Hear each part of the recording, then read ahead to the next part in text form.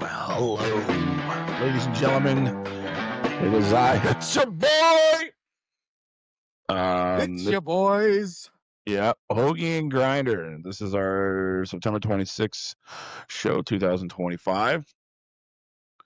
We are sponsored by close friends at Slapstick Decal Stickers and Banners. If you want the best, go no further than Slapstick. You can find them on Facebook at www.facebook.com/P/slapstick. Let them know that Hoagie and Grinder sent you for an additional 10% off. Today's show is going to be, we're going to be covering a lot of things. We're going to be covering the last two preseason games. The one where the Oilers versus the Jets, Oilers versus Seattle. As well, Matt wants to have a chat a little bit about Corey Perry and his meltdown that happened during the playoffs last year that came up. I believe that was on Oilers Plus, right? Most likely was Oilers Plus that showcased that one just recently. We'll be talking about Paul Cozen's new contract, but first and foremost, we're sending our prayers out to the Paul Cozen family. Vasily, not your boss, but definitely take the time that you need to get through this, my friend. Thoughts and prayers are with you. Other than that, Matt, what do you got to add to the introductory here? Well, welcome back, everyone. If it's your second episode, nice to be here, having a blast. Like I said, I agree with sentiments for Mr. Pod Colson. It's unfortunate. Thoughts are with him and his family right now. So appreciate that, Kev. Yeah, and another thing that we also really appreciate is we put up a TikTok account. Well, Hoagie did, and been getting a lot of views, a lot of comments. Just to let you guys know, don't normally read the comments and don't respond to the comments. That's all Mr. Hoagie. He takes a lot of pride in that. He loves a good debate. He loves,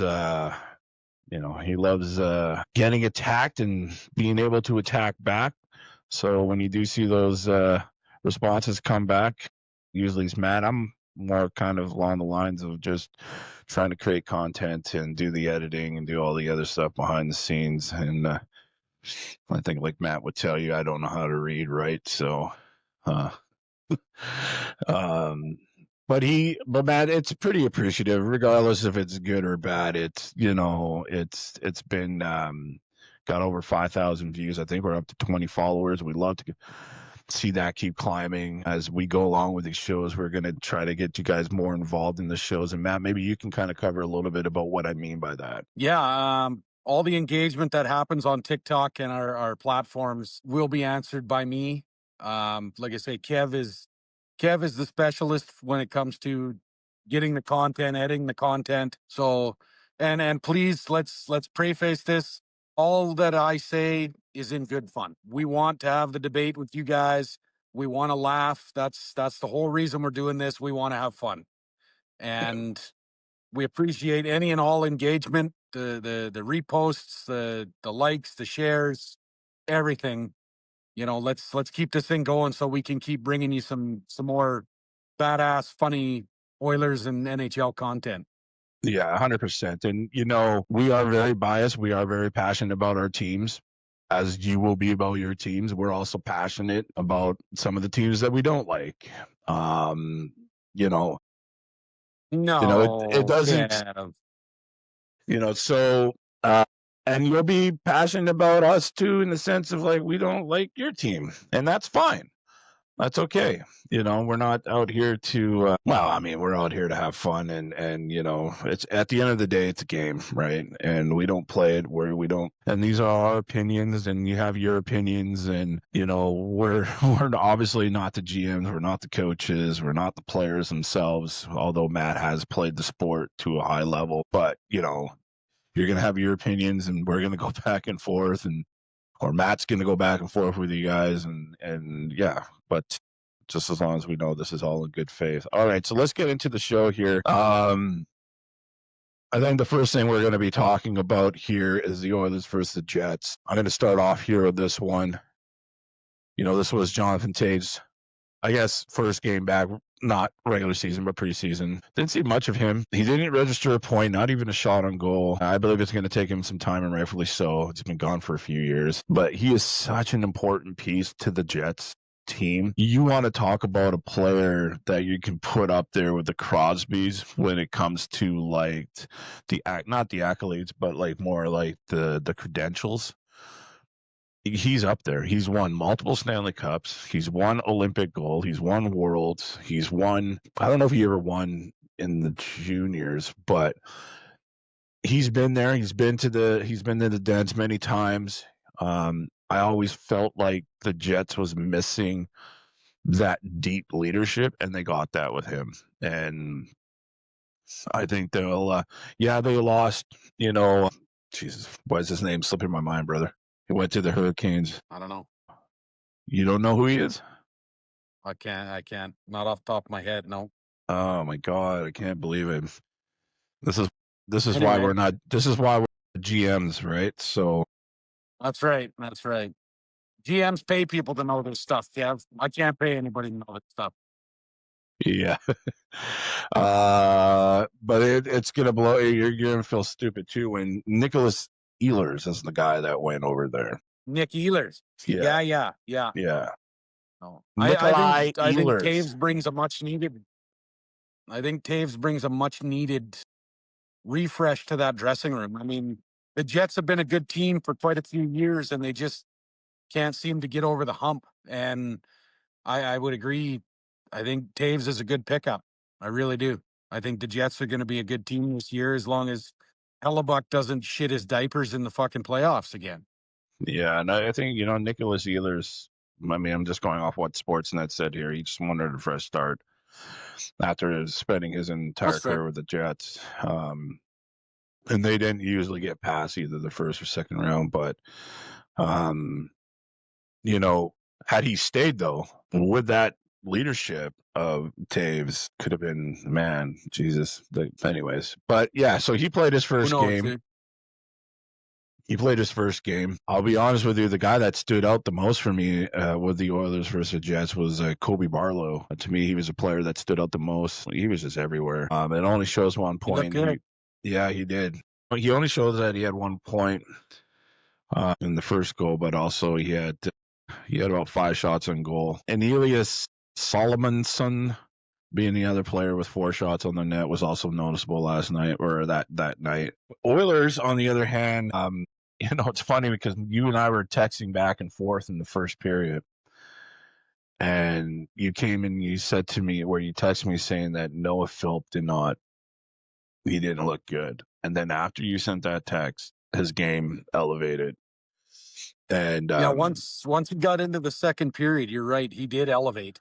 Yeah, he definitely elevated. He set up Quinn Hudson for the goal there, as well as Emerson's goal, which ended up being the game-winning goal. So, and then he didn't. I don't know. We'll have to. I don't even know he played in the game. No, I don't think he played in the game against Seattle. Matt Savoy, though he didn't get. Really, that guy. Like, I heard Bob Stauffer talking about it during the game. His puck retrievals, like going after and getting the pucks and getting in. Really good. Man, like he was everywhere where that puck was. And trying to break up plays and trying to get the puck back. I really, really, really liked his game. Ike Howard was another guy that stood out to me, especially when he got set up by Nuge for that power play goal. And you look at what your power play is going to be for the next season, I could see Ike Howard being on the second line power play, or unless Draisaitl gets injured, then he can fill in for Draisaitl on that, because that shot that he scored, and I went and saw videos of him from the past. He's good. His accuracy and his shot is unfucking believable. And now you got 2 of those guys he that would could be a good fit. Now you got 2 of those guys that play in that spot there for that one-timer shot. Like, and they're good at it, and that's what they do. Yeah. Go ahead. Even if he slots into power play too, I think he's another weapon that, now you open up that option of that lethal shooter on the wing like Draisaitl. So now you've got a 1-2 on your power play, which is That's great. That is, yeah. So I'm kind of like, I was thinking, oh yeah, get Nuge on, but Nuge is part of the first line power play. So I mean, because Nuge has got an amazing pass as well. And I just felt like, he was noticeable. He was noticeable even in the Calgary versus Edmonton in the Calgary game. I believe he got a point there too. So in his 2 games that he's played so far, he's only played 2, I believe. He's gotten 2 points. So he was looking good. And then our 2 boys, our battle of last year's blue line. You thought Josh Brown should be there. I said, no, it's got to be Troy Stetcher. They ended up going with Troy Stetcher. I think Josh Brown was, like, just from what, like, remember, I thought there was a rumor going around that he wasn't impressed with the coaching and setting him down, or maybe that could have been Travis Dermott. But if it was Josh Brown, man, did he come back? He looked really good. He looked Like, good. He was breaking up And plays. He was, but they were that's playing what I together. seen in him last year. Yeah, they were playing together. There's some good chemistry going there. I Yeah. think they're Yeah, I think so too. I mean, that was one game. We'll have to obviously see if they'll be put together. Now, respectfully to both of them, Stetcher was the reason why the first goal went in there when he just blatantly passed it to the opposing team and got top cheddar. And then when Josh Brown didn't on the last goal that they got, I think it was Barlow who might have gotten that or something. I can't remember, but he ended up tipping it, and it was because Josh Brown didn't properly play the body right in front of the net properly. But I think the goal scorer there for the Jets, he kind of did the football kind of, oh, you're going here, and then turned back and got the deflection in. But spin button. They call that the spin button, Kev. is that what they call it? I get that's what we called it when I was in I don't know, about 100 years ago when I still played.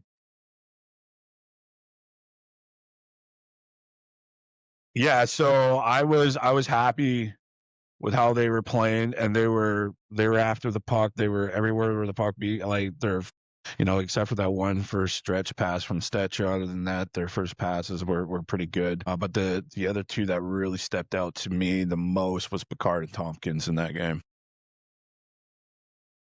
Yeah, I would agree. I mean, really good. Picard, he come in and I mean he shut the door. Granted, it's not the top shooters. I get it, and that's the exact argument these guys are going to make.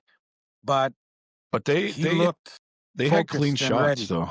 They had clean shots on them. These were They did. clean shots that were coming They through, did. He right? made some good saves. Yeah. Yeah, he made some really good saves. And so did Tompkins. And just so you know, because you asked me, who the heck is this Matt Tompkins guy? We picked him up in the offseason. I believe he would have came from Tampa Bay. The goalie coach that we Yes, he did. have now, Peter Operation. yeah, was the one when he was playing for Chicago. I think Tompkins was drafted by Chicago, and I could be wrong. We'll let our viewers let me know. But he was his goalie coach at the beginning of it all. So I think that's going to be interesting to see how this plays out. I know that we're going to go into the Seattle versus Oilers, and I'm going to let you take the lead on that, and you're going to talk about Skinner. But right now, and it's only, mind you, we're only like 3 or 4 games. Like they got a game tonight. I think this is game 5 of an 8 games or 6 games or whatever, many games in the preseason. Yeah. So it's still kind of too early to really predict anything about how that tandem is going to look come the opening series. But with that being said, there's something that I forgot, but since we're going to be in the goalie talk right now, I think this is something that we should also be talking about. And I'm not overly, like, I looked at this guy's stats and I'm like, I don't know if I want to change what I have here. I would rather keep, the Picard, the Tompkins. Skinner had a really bad game last game. I don't know if you could put it all on him, but there's talks now, and Nick Kyprios was one from Sportsnet that said that the Oilers are kicking the tires on maybe claiming Connor Ingram from Utah. Connor Ingram was drafted 88th overall. I'm not going to remember what team it was. And he, from what I can remember, his like, he played one season where it was like 50 games he played, and I think he was like and it was really close, like a 23 and, I don't know, it was like 23 25. and 21. Yeah, 23-21. It And was for then, the Coyotes. it Yeah. was for the Coyote. And he had like a 2.91 goals against and a .907 save percentage or something like that. And the year before or the year after, it was a little bit different on the goals against. But there's just not enough history, if you ask me. I mean, his Syracuse times that he had some pretty good, but that's the AHL. My thoughts are, I'll just let that slide. Let's see how Pickard and Tompkins and goes.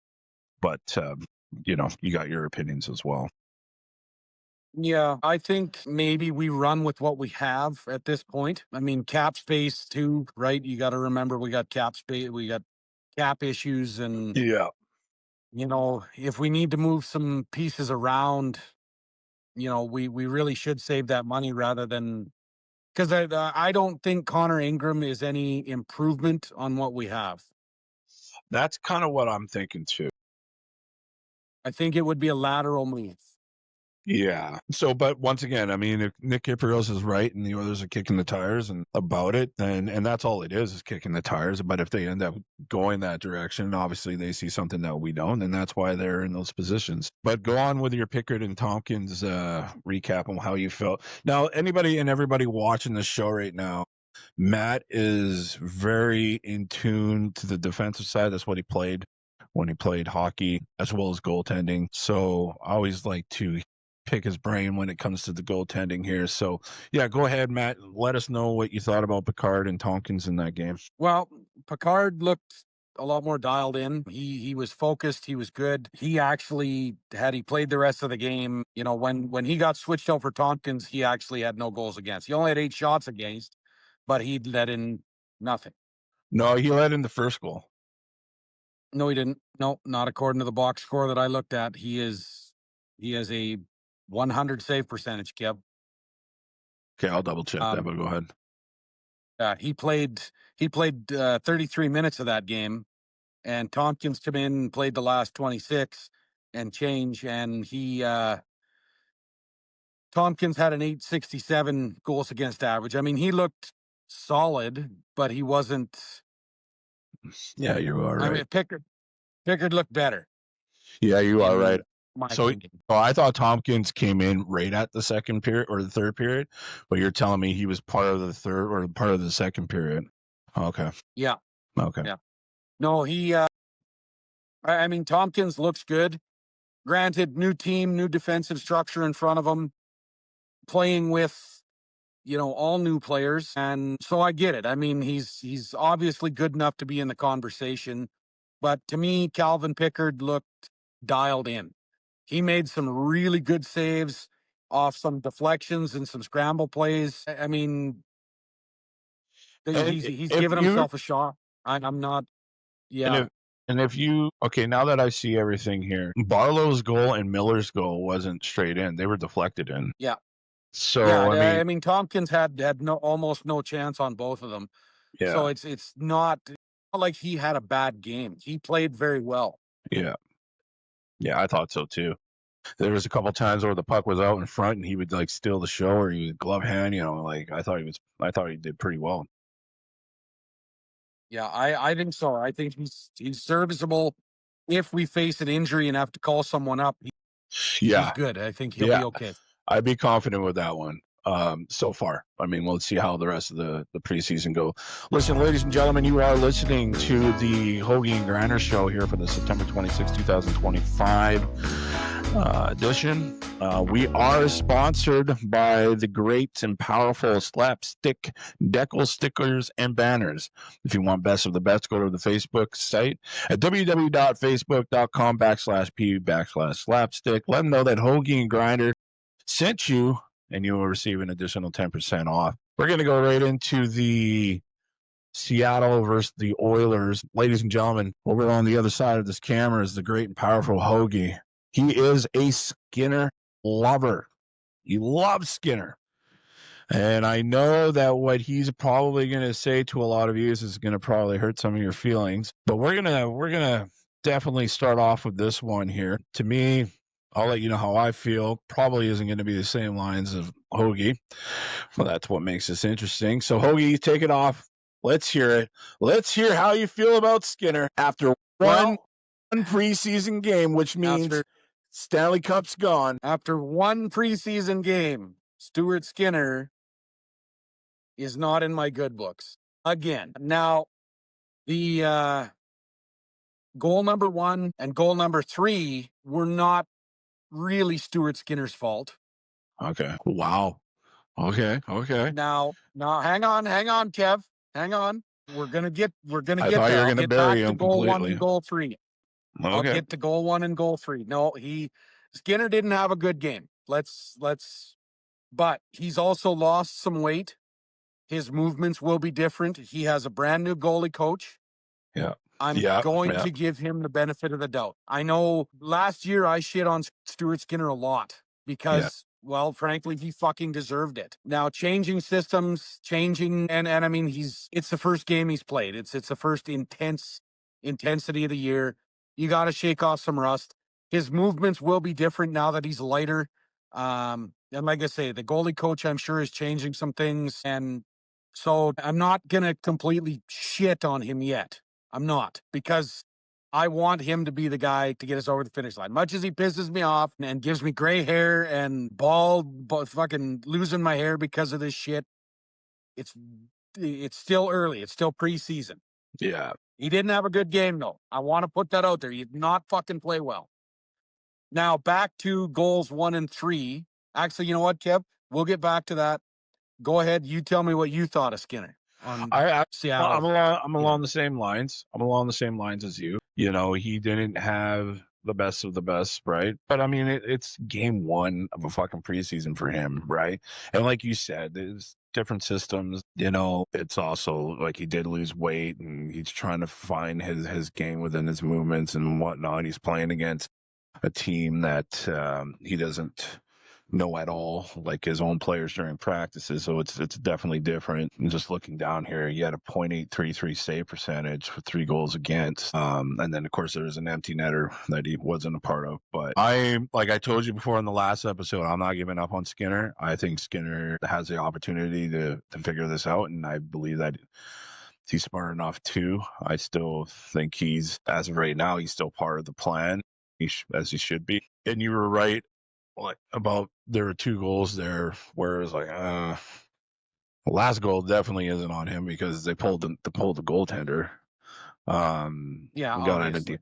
But you know, I was even looking at like, okay, what does he have for a team? And he's got Evan Bouchard, who, you know, had his moments too, and Matthias Ekholm. We'll get into that. Yeah. So overall, it's preseason, right? So I'm kind of 50-50. I think that he's going to figure it out. In the long term, he's going to figure out, yeah, maybe this game wasn't for him, then it wasn't for us. But I still got confidence he's going to get this figured out. All right. So, I hope so, Kev. you're talking about the goals that weren't his fault. Maybe explain a little bit more about that. Okay. Evan Bouchard was caught blowing the fucking zone. He made a pass to the winger, and the winger got pinched along the boards and chipped it back past Bouchard to the fucking forward. Now, I got the same notes.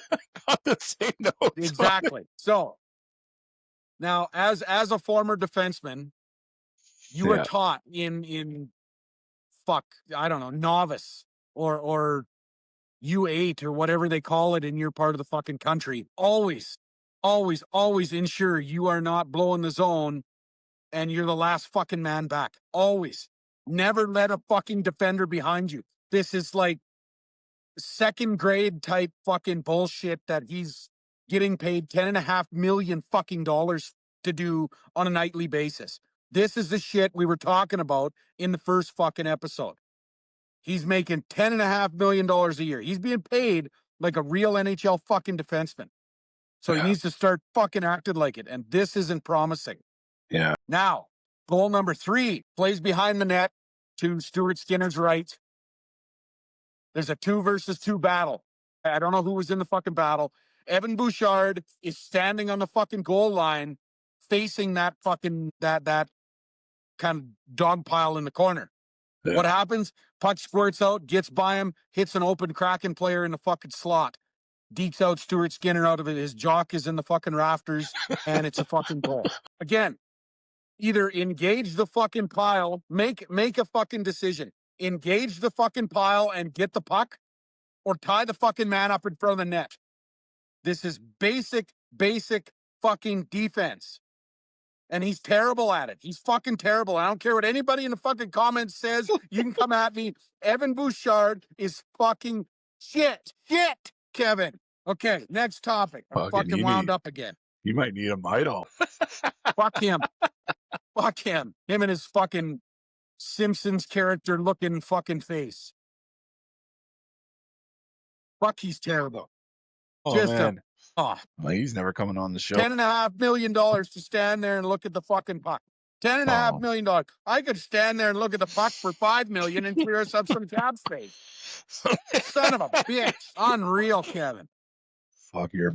And the fact that there's fucking guys out there that think he's a top 5 defenseman in this fucking league means they should go back to fucking watching tennis. Because they don't know. God damn it. Fuck. I can see your buddy Rob laughing and agreeing to everything you're saying right now. Because Rob's not an idiot. Yeah.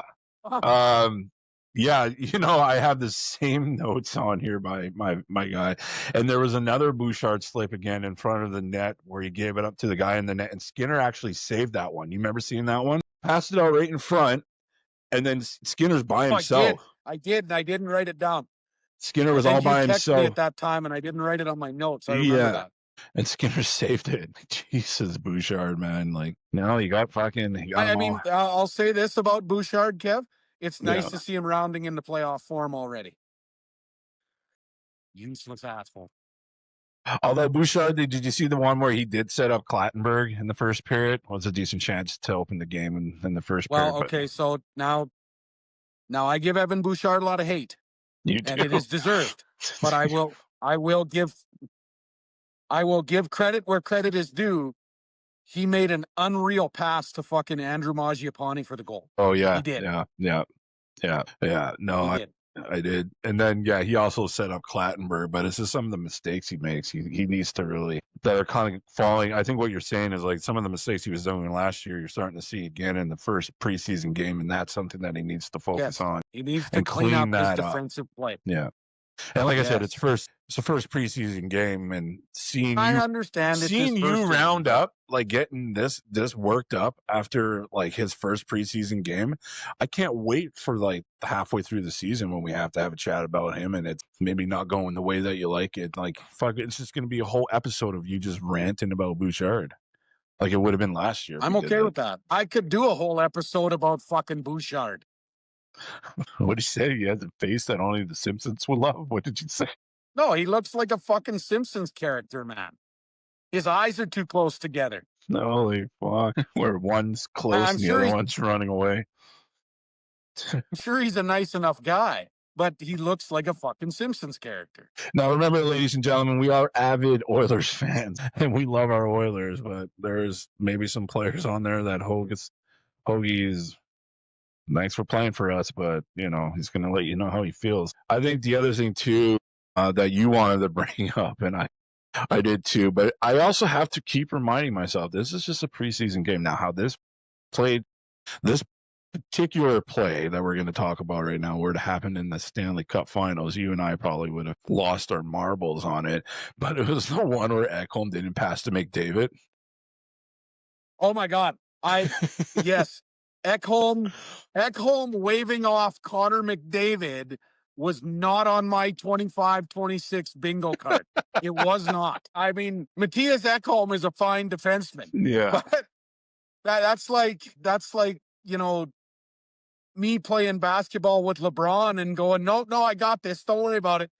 No, it don't fucking happen. I was just shocked that. Wow. I think the one thing that kind of stood out for me for that for Ekholm is I think he's, it's because it's him and it's Bouchard, and after that there's no other defensemen on there that played all of last year. You had Arturo Lapidem, who we're going to be talking about today. A lot of new guys that are coming, like Bo Key.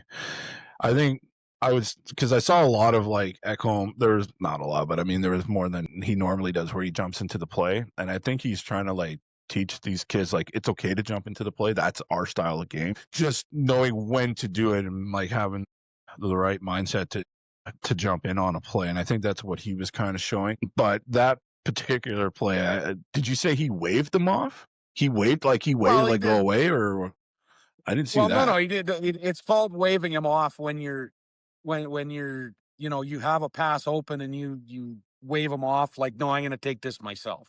Oh, yeah. That's what he did. He tried to finish the play when you have one of the greatest goal scorers in the world sitting there open with a stick on the ice. And I'm sure it was wild. I'm sure they had laughs about it Oh too. yeah, I'm sure they skated off laughing about it. Like, wow. I was there, right? Yeah. I noticed that during the game, and this is something I kind of wanted to bring up to you, when it's Cam Moon that's calling the games with Bob Stauffer. Is that right? Yes. Yeah. Okay. So when it was in the second period, and Cam Moon and Bob Stauffer were talking about how many pro scouts were actually at that game. And Bob Stauffer made a comment, is there a trade I don't know about? Why do you think there are so many pro scouts at this game? Well, that's tough.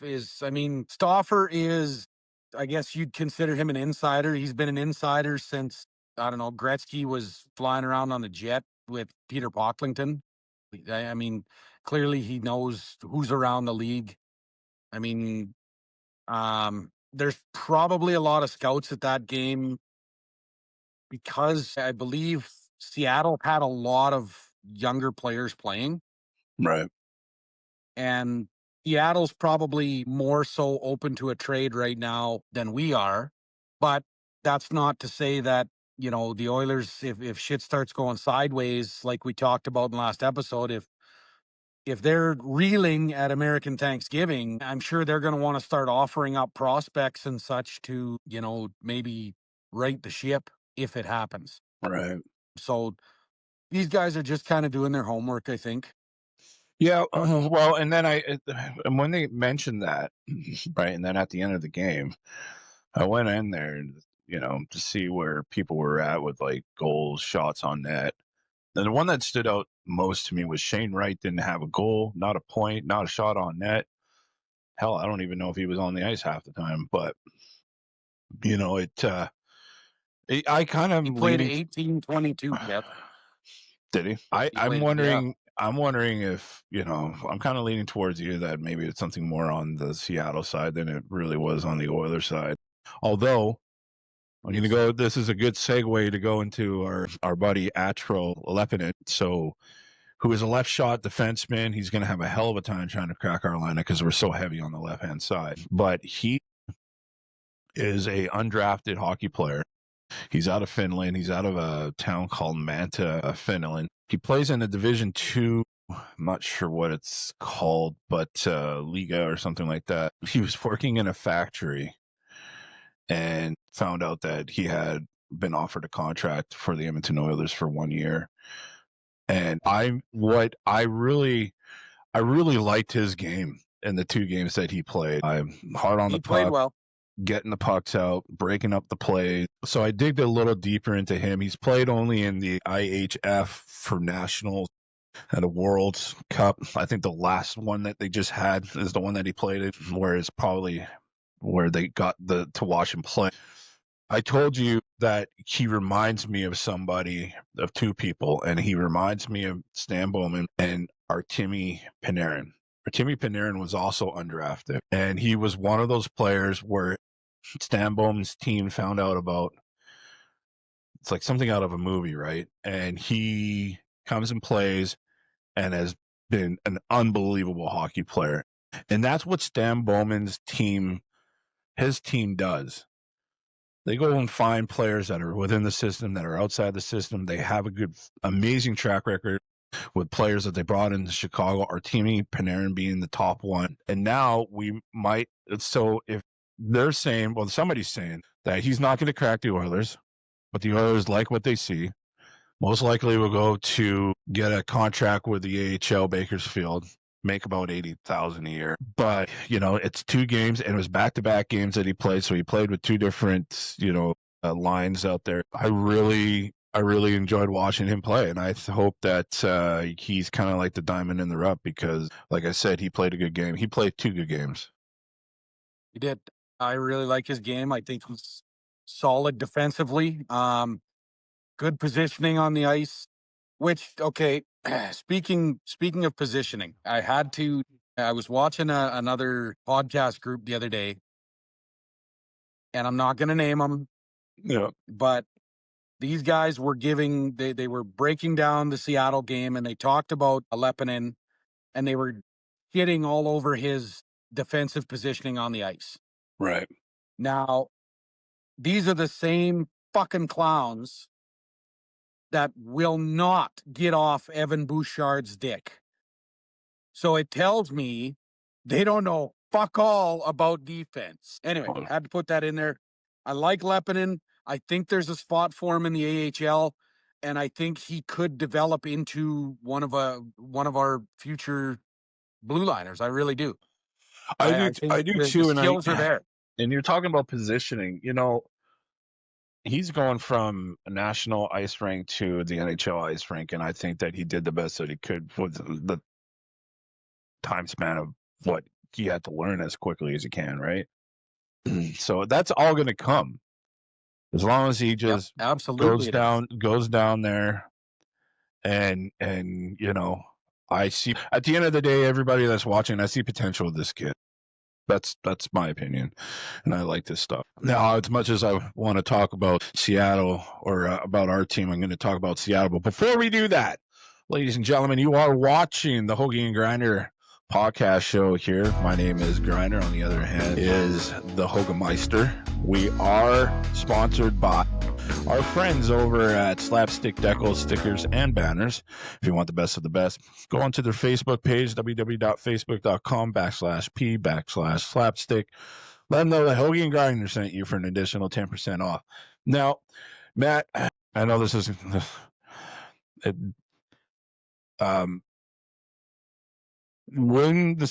let's actually, there was some stuff that we didn't mention that we said we would during the opening of the show with, is it Tony Brower? I think it's Tony Brower or it's Troy Brower, whatever. He was talking about Trent Frederick, stating that what kept him out last year was a high ankle sprain, where Trent Frederick says that the injury is still lingering. When you hear that the injury, like he's still got some, and a high ankle sprain is I get it, right? It's very painful. It's a long recovery. But if you hear your player that you just signed for $3.8 million saying, yeah, things are still kind of lingering, do you like, okay, maybe like tell us when it's not lingering, or do you just say, okay, yeah, well, we just gave you a contract, go out there and play, and then you re-aggravate it and now you're out again? Like, how do you play that? Well, I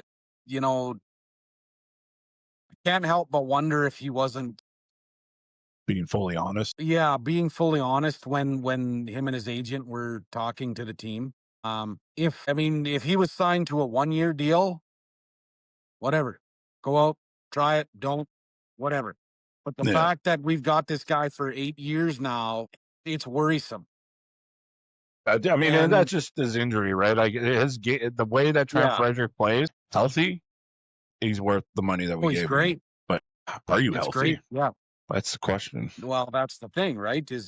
Or did he re-aggravate it at training camp or after the contract was signed, or there's so much we don't know. So realistically, we're at that bridge. We got to cross it. We got to use them. And hopefully maybe just working through it. I'm sure the team doctors and specialists are all on it. So only time will tell, I guess, Kev, whether this one's going to bite us in the ass or not.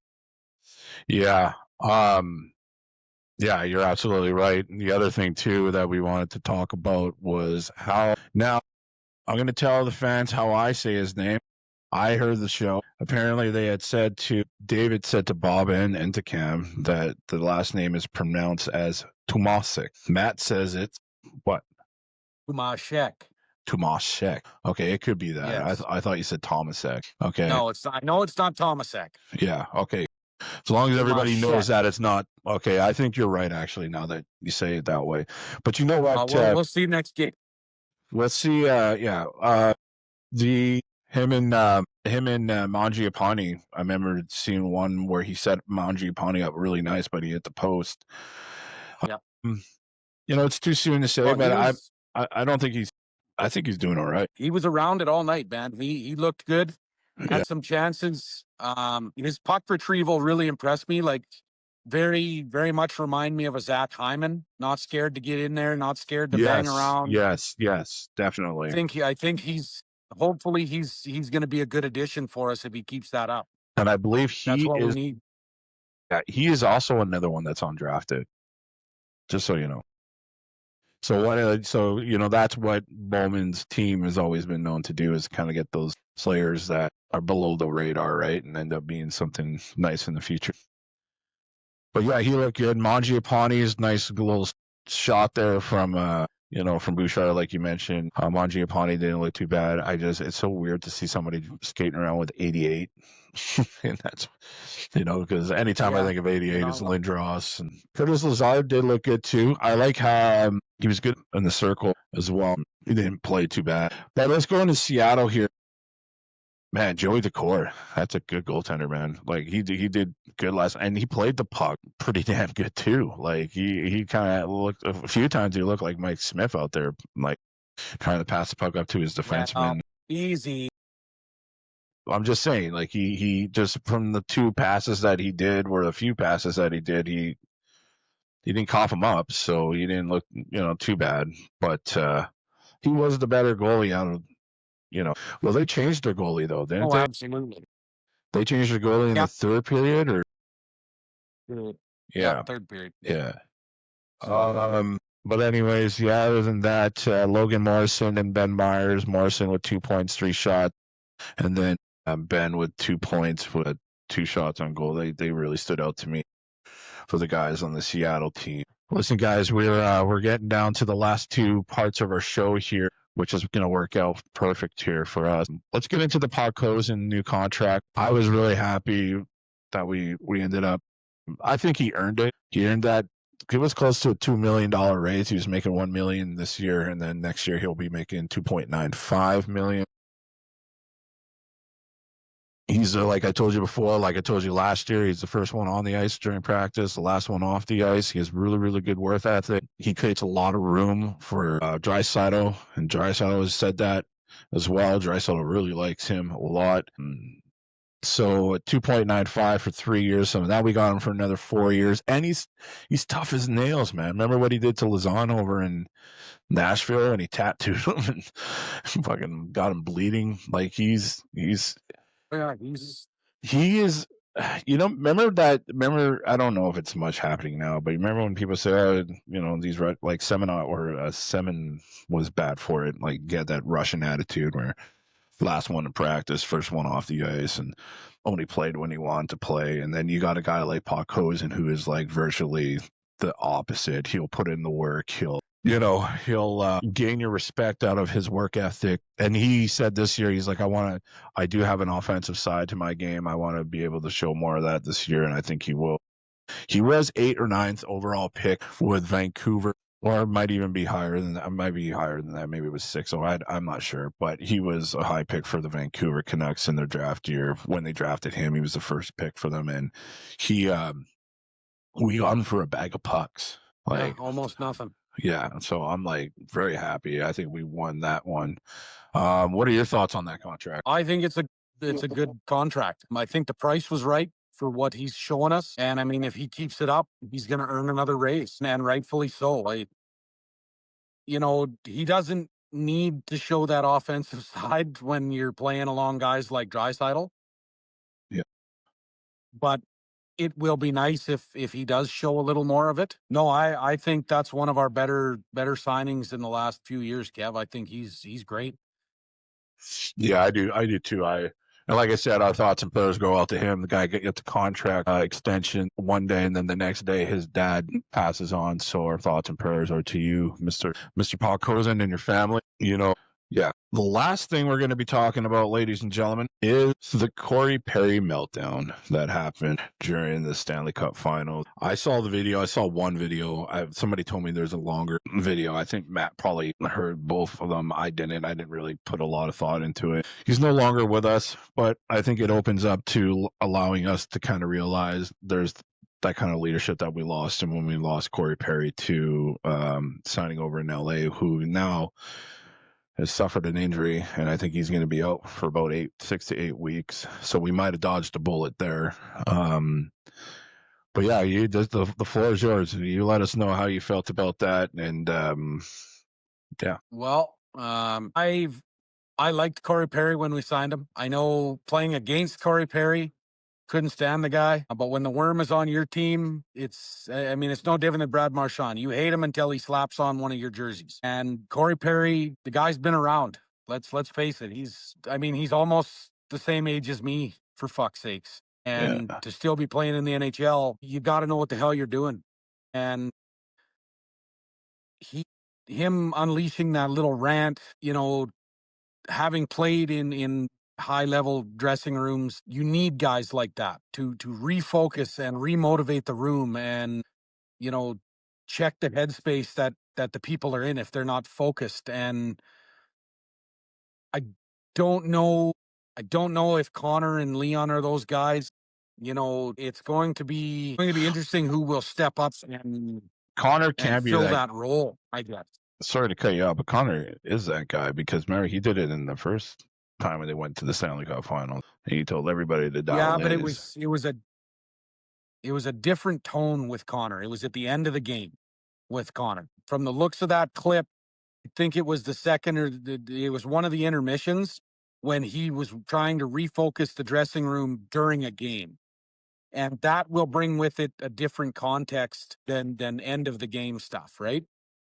Yeah, you're right, because I think Connor said, I think Connor said something like, let's go back to Berta and, do this again. And let's fucking win one. And then we were losing the game, I believe, where something happened in that game where we were losing. Corey Perry spoke up, and then we came back and won, if I'm not mistaken. Yeah. Yeah, okay. Yeah, I believe that clip came from the Amazon special behind the scenes, whatever it is. Same place that they had Connor's clip. Oh, okay. I've only seen it on TikTok. I've seen it 5 or 6 times on TikTok though. So, but I truly believe that you need guys like that in the dressing room. And yeah, it may have hurt somebody's fucking feelings, but guess what? You're a pro athlete getting paid millions of dollars. You better learn how to fucking focus. Right. Right. So as everybody knows, the Edmonton Oilers have another game tonight. They're going to be going again. This time the Jets are coming in to visit the boys over in Edmonton. I don't imagine they even have excuse me. I don't think they have. Oh, they got a preview line combinations. Let's see what they got here. Usually this is about the time when they come out with a line combination. Nope. These guys say, yeah, here's a line combinations, and then they got like a sentence in there. So no, it's not there. I'm curious of no, it's not showing anything. Well, we'll see. Oh, here we go. Well, it says here is veterans, including Connor McDavid, Leon Draisaitl, Evan Bouchard, Matthias Ekholm. Oh, no. Okay, no, they don't have anything up yet. But, yeah, well, I'll be watching that game. Imagine you will be as well. So we'll look forward to that game. I'm gonna try and check it out live, but I may not make it, Kev. We got some shit going on tonight. So, but I will watch it tomorrow morning if I can. So on behalf of myself and Hoagie, like I said, we really appreciate everybody coming in and checking our TikTok page, and we're going to be uploading some of the videos from today's segment on there. Like we said, we're not out there to try to,